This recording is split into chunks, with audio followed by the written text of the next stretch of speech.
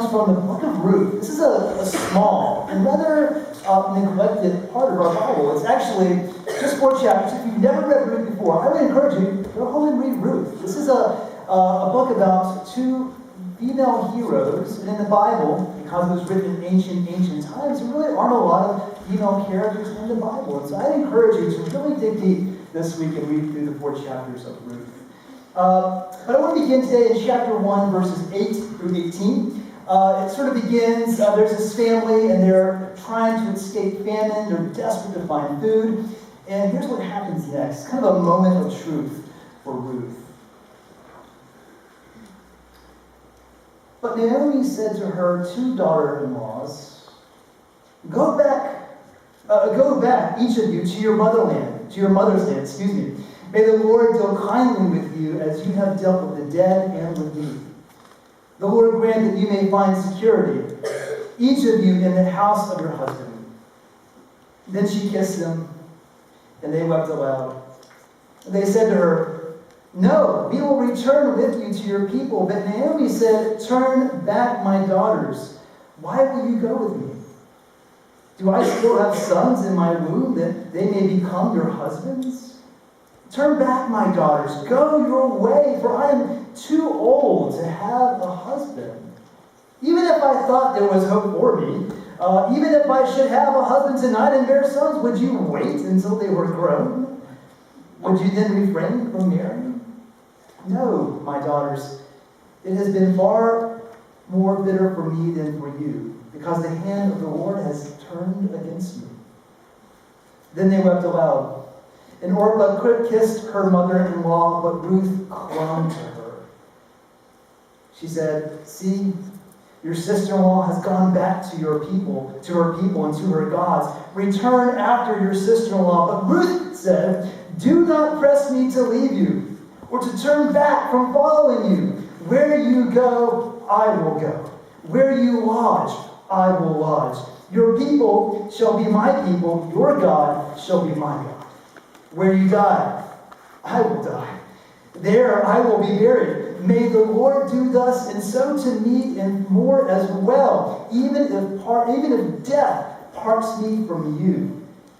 When Naomi saw that she was determined to go with her, she said no more to her. This is the word of God for all the people of God. Thanks be to God. Amen. I want to begin by teaching you a new word. It's a Hebrew word. I know what you're thinking, Russ, we didn't come here to learn Hebrew.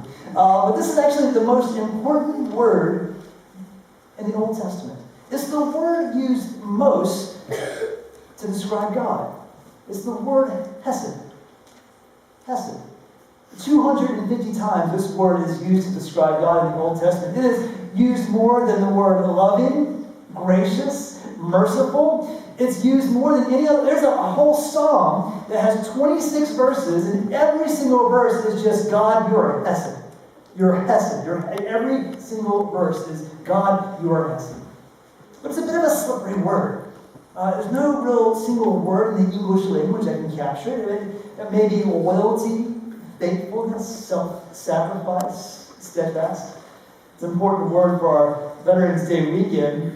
But I think most people would agree that if there had to be a word to capture what hesed was, it would probably be the word steadfast. Steadfast. And the reason why I describe God as being steadfast is because the history of Israel is like this, right? It's like seasons where they're unfaithful and seasons where they're righteous, unfaithful, righteous. It goes up and down, up and down. It's kind of like our lives, right? But God is never up and down. He's always like this. He's always steadfast, always faithful. Even when they're in the valley, they have these moments where they're like, God, where are you? You're not anywhere, but God is always there. God is steadfast. God is hesed, even if they don't realize it. That's true for ourselves, too. My sister is 11 years older than me, and when she was going through that really awkward dating phase, when the guys are calling the house and they're coming to pick her up on dates, unfortunately for her, when she was going through that phase, she had a younger brother who felt that it was his mission, maybe his calling in life, to tease her about her boyfriends. And her boyfriends gave me a lot of material. I was like Jay Leno with a nightly monologue, just sort of riffing on all of the guys that we call, There's this one poor guy, I feel bad for him looking back now, but he took her to the movies one night, and as he's driving back, he gets pulled over for running the red lights. And they kept it secret for a while. It was kind of a thing. And that just got him in my dad's doghouse. Like, he never got out of that. Poor guy, he was driving her home again one night, and as he was leaving, he was backing out of the driveway, and then halfway through the driveway, he stops. He gets out of his car, he walks around the car, he looks down, and he goes to the front door, and he says, "Mrs. Nanney," this is my mom, "Mrs. Nanney, I'm sorry, I ran over your cat." Hard to come back from that. But he didn't just run over the cat. He ran over the cat and two of its kittens as well. And just wiped out a generation of cats. And we had adopted this cat. It was a stray cat, and it came to our front porch. It was pregnant. So my mom set up this little place for the cat to give birth, and gave it food and water. And the cat gave birth and had kittens, and now not so much anymore. And I was teasing my sister, and I said, "Look, kidding aside, he's not a good boyfriend. Any boyfriend that kills your cat is just not a good boyfriend." Needless to say, she did break up with him. I'm sure the conversation went... Exactly, yeah. I'm sure the conversation went like, "You killed my cat. I'm sorry, it's over." But there was this one boyfriend she had. She dated I think she was a sophomore in high school. And I just couldn't make fun of him. He was nothing to make fun of. He was uber mature. He came into our house. He sat down with me. He talked with me like I was an adult. He took interest in my little kid life, and I really liked him. And they dated off and on for about 8 years. They dated off and on, and they would break up for a while, and then they'd come back and break up and come back until eventually they got back together after college. They dated for 2 months, and then they got engaged. And I was like, "Man, that's really quick." They said, "Yeah, I know, but we've known each other for 8 years." There was something between these two. They just knew. They never forgot one another. They just knew there was this connection there that they would kind of eventually come back and get married to each other. Here in this story today, there's something similar going on. There's something with Ruth. She feels this with Naomi. And there's a moment of truth there. These daughter-in-laws, they've all lost their husbands. In the ancient times, it was the thing to do, to leave your life and to find another man and to have more children. But she says, I'm not going to leave you, Naomi. You have become like family to me. I love you. Don't tell me to go. I'm not going to go. I am with you till death. In fact, the scripture, we often read it at weddings, because in weddings, it talks about, your God is my God, your people is my people. I'm going to be with you. May God deal with me harshly if I ever leave you. These are things that are often said in weddings, and it's true for Ruth and Naomi as well. There's this undying connection between these two. They are together. She is Team Naomi. And as she is describing these things, she has no idea that what she's doing there when she later stays with Naomi and meets Boaz. And she's becoming the great-grandmother of King David. She's creating this whole generation that would eventually give rise to King Jesus down the line. And so what she did there was an extraordinary act. And what I love about this passage too is that many of you here are caretakers. You're looking out for someone. Maybe it's an older parent, or maybe a neighbor or a relative. This passage is for the caretakers. Through Ruth, God is saying to all of you today, "Blessed be the caretakers." God's blessing be upon you. We have a nephew named Dalton, and he was named after the central character of this movie in the 1980s. There's a lot of 1980s movies I haven't seen, but this one movie called Roadhouse, starring Patrick Swayze. It was on TV the other night, and I never really wanted to see it, but I said to Lindsay, I'm going to watch Roadhouse to see who Dalton is named after. Well, it's Patrick Swayze. I had already seen Dirty Dancing, wasn't really a fan. I don't get the Dirty Dancing movie. But I think women just like it because of Patrick Swayze. Let me tell you something. Every guy here is a Patrick Swayze or higher, okay?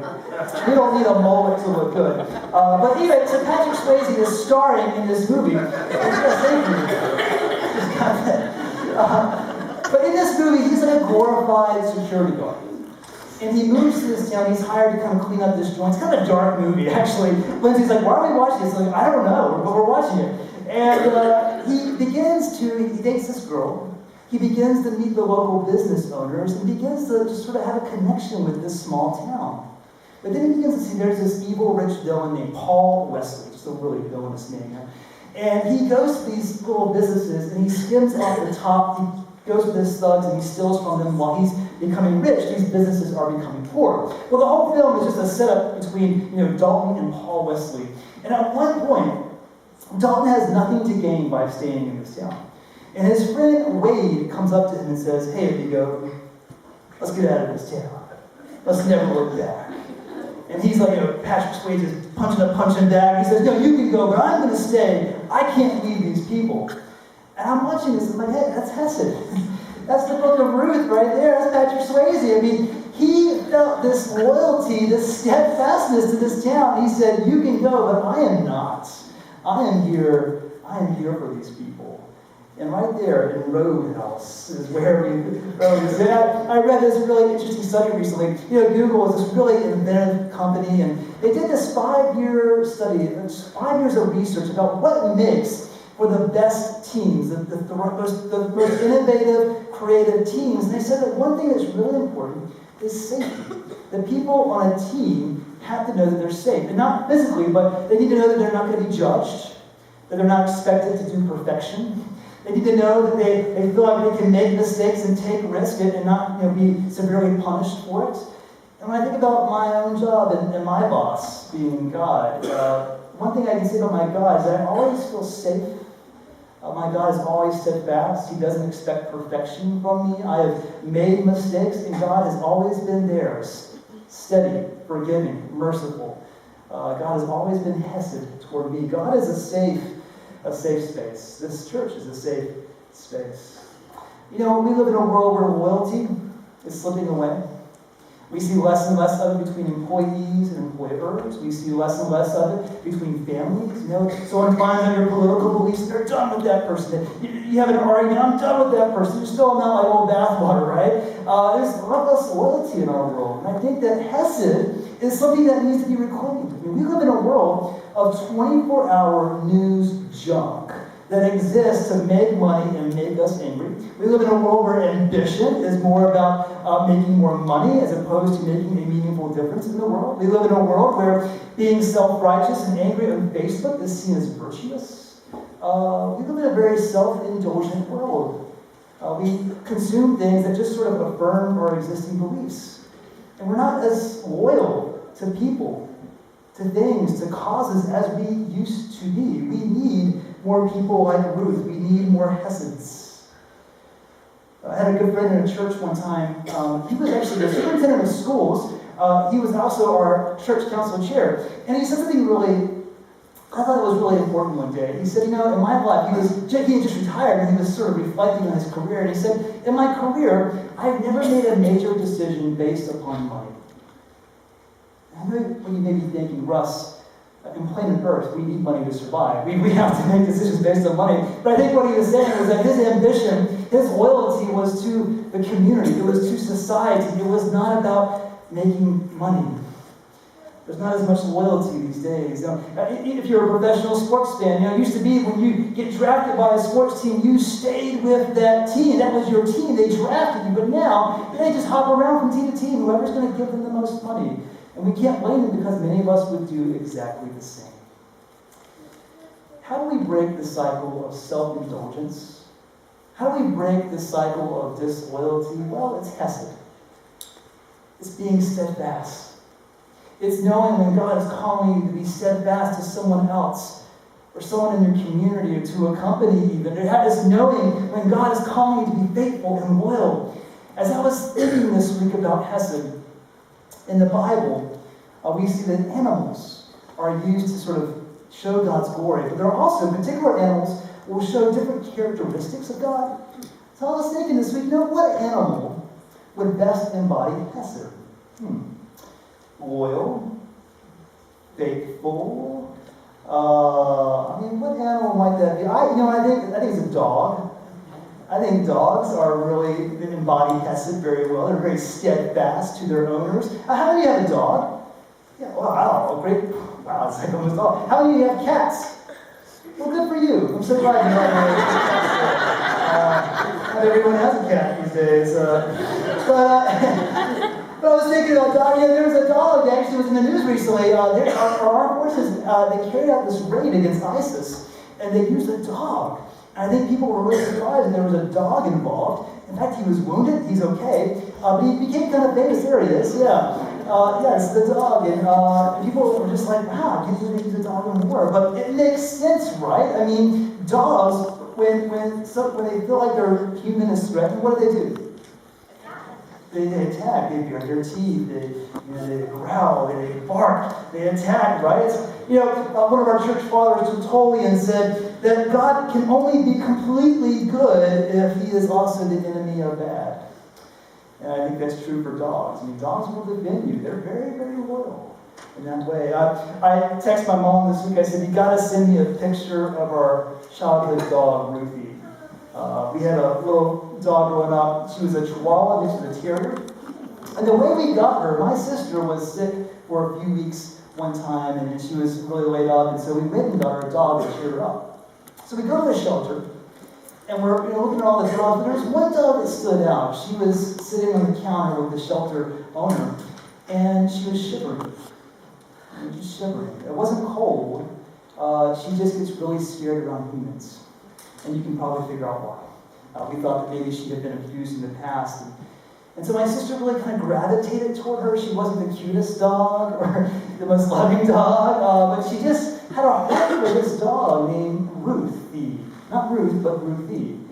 And so we adopted this dog, took her home, and she really was just such a loyal, loving dog. And when my sister went to college, she became my dog, and she did this thing where she would always want to sit with you wherever you were, and so she would pace the chair until you gave the secret signal, which was this, and then she'd jump up there with you. My dad never really liked Ruthie. You can see the contempt in his eyes. I like Ruthie there, but I remember, I'll never forget the day that she passed away. It was so sad. She was in our backyard, where she usually was, but she got out, and she got hit by a car. And the person who hit her was actually a veterinarian. And she got out of the car, and her heart broke as much as ours. And Ruthie, by this point, had lived, I think, 14 years. She had lived a long, big, full life. The veterinarian got out, and she did CPR on the dog, and just broke our hearts. And there was nothing that she could do. And I think about the life that her life began being most likely abused by humans, being terrified of humans, but at the end, she was surrounded by a group of humans who were crying over her, myself included. Even my dad shed a little tear. Who didn't really like Ruthie all that much. But I think that's a beautiful way. It's all because of Hesed, that loyalty, that steadfastness. I still have these reoccurring dreams. I don't have them as often anymore. I have this reoccurring dream that Ruthie still lives in my house, and that I forget that she's there, and I forget to feed her and water her and take her out. And I'm just so scared that I'm not giving as much to her as she gave to me.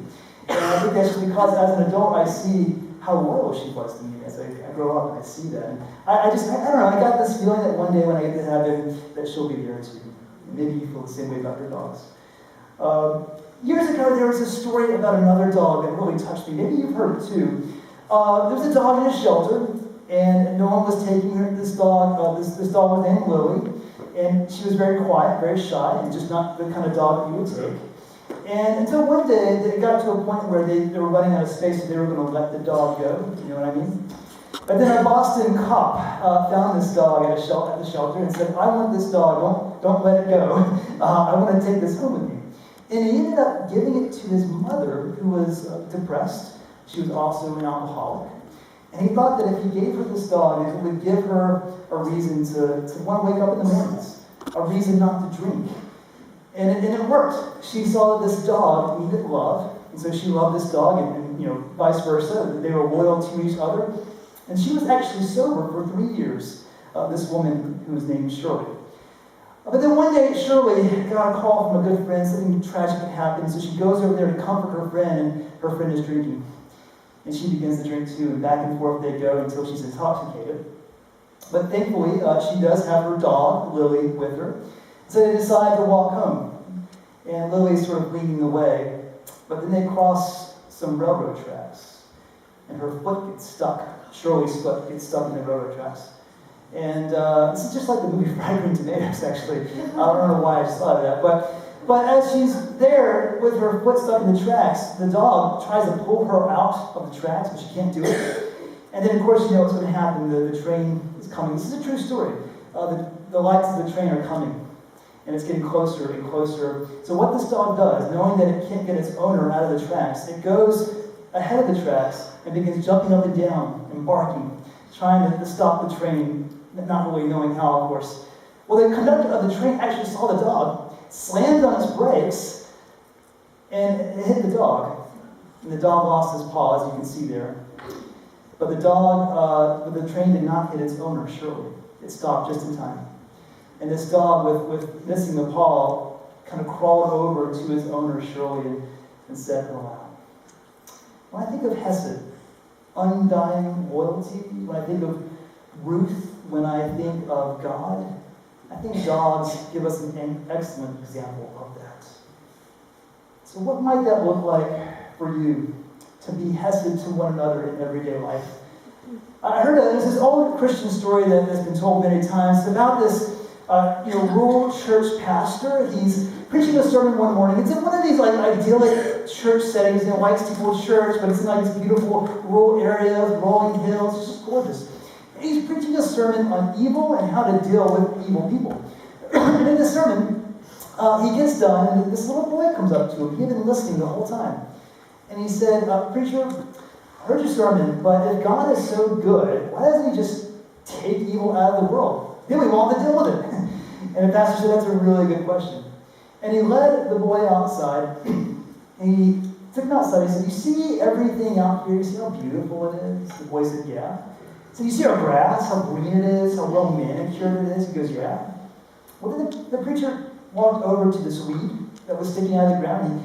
He yanked out that weed, but when he did, he yanked out all of this grass along with it, because the roots of the weed were entangled with the roots of that grass. And the preacher said, "Look, if God were to yank out evil, he'd be yanking us out as well, because our roots are entangled in sin and messiness." And he said, God chooses a different way. God chooses to be patient with us, to, as Paul said, to bear with us. That's what Hesed is. It's not judging someone immediately when they're wrong and saying, "I'm done with you," because that's not what God does with us. God bears with us. He's patient with us. God says, "Look, you're in the midst of sin. You're entangled in sin, but here's what I'm going to do. I'm going to be steadfast. I'm going to be with you until you can work that out." That's what Hesed is. That's how we can embody Hesed to our family, to our co-workers, to this community. That is what Hesed looks like today. So I want to ask you today, what are you loyal to? Are you loyal to anyone or anything or to any cause? But people say that you're a steadfast and loyal person. Or do they walk around on pins and needles, afraid they're going to offend you, afraid they'll just stomp off angry? Are you loyal to anyone? Is your orb, is your space, do people feel like it's a safe space? Or is your loyalty only to yourself? I want to encourage you this morning to embody the word Hesed, to be loyal and steadfast to one another, as Ruth was to Naomi, as God is to us every single day. Will you pray with me now?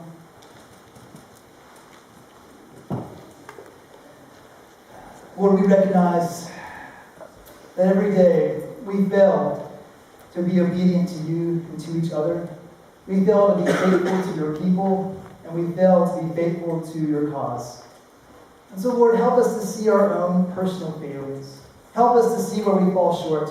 And help us to embody the Hesed that Ruth had to her mother-in-law, Naomi. Please, oh God, help us to look inward, to see the weak parts of our spiritual lives, and to see where we need to grow, and to see how we can embody Hesed more to our community. And help this church and the people in it to break the cycle of self-indulgence, to break the cycle of anger and hostility toward our neighbors. Lord, help this church to be a beacon of light, to be a church that constantly shows your Hesed to one another. We pray this in your holy name. Amen.